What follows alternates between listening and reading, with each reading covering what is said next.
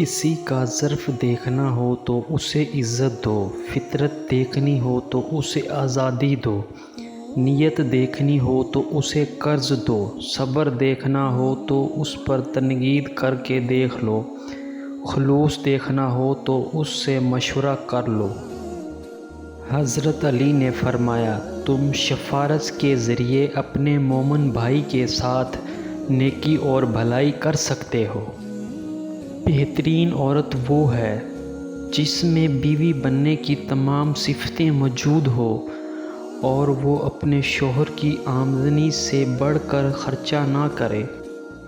3 عورتیں ایسی ہیں جو مرد کو اپنی طرف کھینچ لیتی ہیں، اگر مرد ان کی طرف چلا گیا تو ساری زندگی کے لیے برباد ہو گیا۔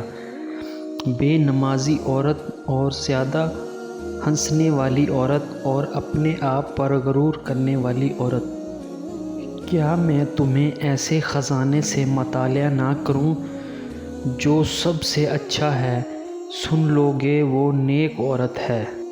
خوبصورت عورت کو دیکھنے سے آنکھیں اور نیک دل اور کو دیکھنے سے دل خوش ہوتا ہے۔ کسی کی پہچان علم سے نہیں ہوتی بلکہ ادب سے ہوتی ہے، کیونکہ علم تو ابلیس کے پاس بھی تھا لیکن وہ ادب سے محروم تھا۔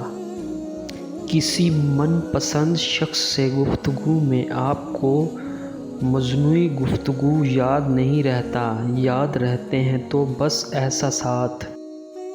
جس طرح بڑی بڑی صداقتیں نہایت سادہ ہوتی ہیں، اسی طرح بڑے بڑے آدمی بھی نہایت سادہ ہوتے ہیں۔